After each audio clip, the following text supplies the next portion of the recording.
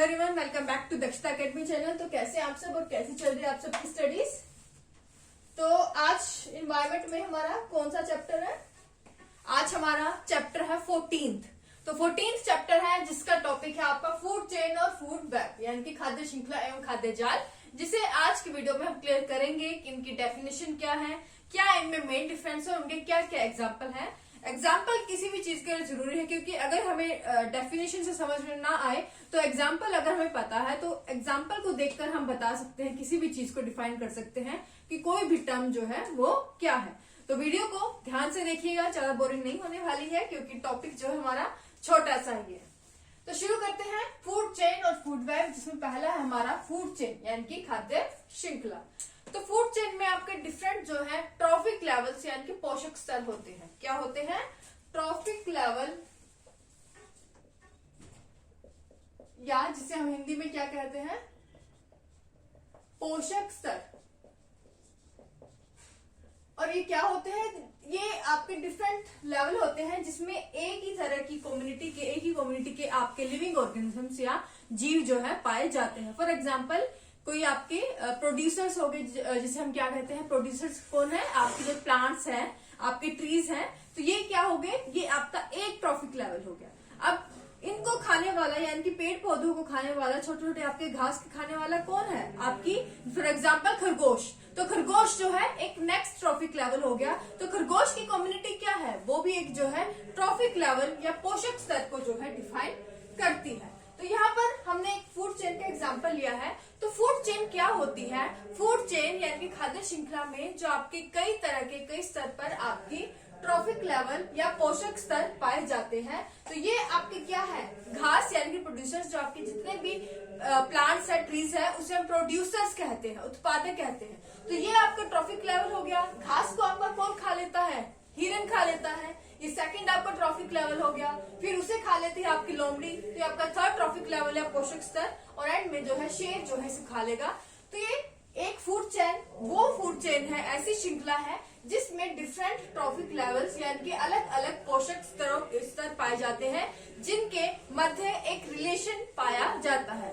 तो डिफरेंट जो आपके ट्रॉफिक लेवल्स के बीच में जो संबंध पाया जाता है, जिससे आपकी एक श्रृंखला बनती है, उसे हम क्या कहते हैं? उसे हम कहते हैं फूड चेन।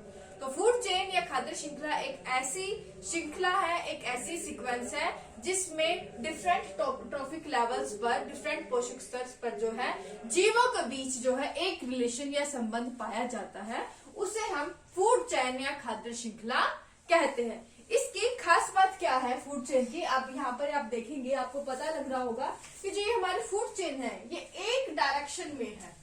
तो एक डायरेक्शन में आपकी जो है फूड चेन है। तो आपकी फूड चेन जो हमेशा क्या होगी? आपकी यूनि डायरेक्शनल जो है होती है, एक दिशीय होती है। तो याद रखिएगा फूड चेन में हमने 3 पॉइंट अभी तक कवर किए हैं। पहला अभी हमने देखा कि क्या है आपकी फूड चेन, यूनि डायरेक्शनल है, एक दिशीय है।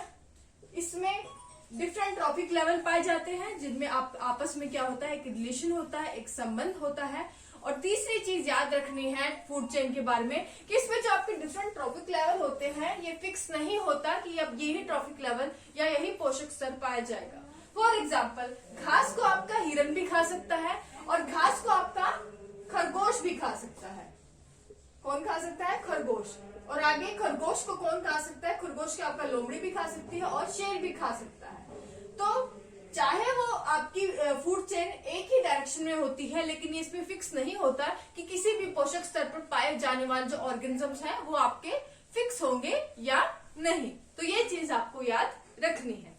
तो समझ आ गया फूड चेन या खाद्य श्रृंखला क्या है। उसी से रिलेटेड है आपका फूड वेब या खाद्य जाल। अगर ये समझ में आ गया तो इसको समझना बहुत बड़ी बात नहीं है। तो किसी भी इकोसिस्टम में हम देखते हैं, अभी हमने थोड़ा सा यहाँ पर भी देखा कि दो चीजों को, मतलब दो आपके जीव एक ही चीज पर फीड कर रहे हैं। मतलब हमारे इकोसिस्टम में ऐसा नहीं है कि एक कोई फूड आइटम है उस पर किसी एक ही कोई लिविंग ऑर्गेनिजम्स उस पर फीड कर सकते हैं। अब घास है, घास को कोई भी खा सकता है, आपकी भैंस भी खा सकती है, आपकी खरगोश भी खा सकते हैं, हिरन भी खा सकते हैं। घास रूपी जो आपकी सब्जियां होती है उनको हम भी लेते हैं। तो डिफरेंट जो लिविंग ऑर्गेनिजम्स है, किसी भी ट्रॉफिक लेवल पर, किसी भी एक पोषण स्तर पर पाए जाने वाले जो जीव है, उन पर आपका जो है उसे वो कंज्यूम कर सकती है।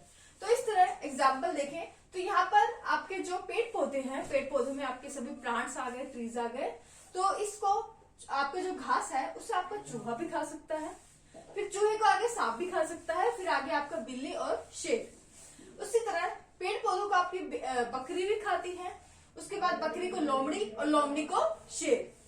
आपके खरगोश भी खा सकता है, खरगोश को बिल्ली और बिल्ली को शेर, है ना। इसी तरह जो आपकी घास को आपका हिरण भी खा सकता है, जैसे हमने वहां पे देखा, घास को जो है आपका हिरण भी खा सकता है, और हिरण को जो है आपका ये लोमड़ी भी खा सकती है, और एंड में लोमड़ी को शेर। तो इस तरह आप देखेंगे कि डिफरेंट जो है सीक्वेंस हमें जो है इकोसिस्टम में मिलती है।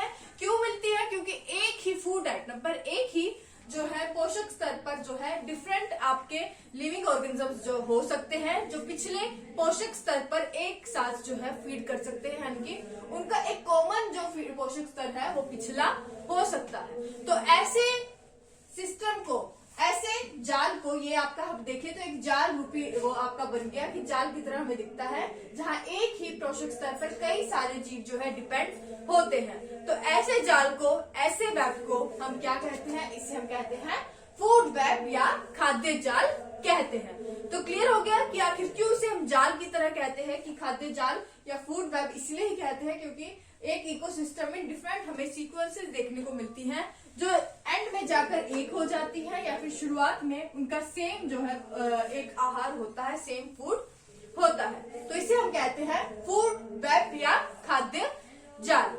दूसरी चीज आपको याद रखनी है, यहाँ हमने देखा था फूड चेन में आपके यूनिट डायरेक्शनल होते हैं, एक दिशा में होता है, लेकिन फूड वेब ऐसा नहीं है, क्योंकि यहाँ पर आपको डिफरेंट डायरेक्शंस जो है मिल रही है। तो ये आपका यूनिट डायरेक्शनल फूड वेब या खाद्य जाल नहीं होता।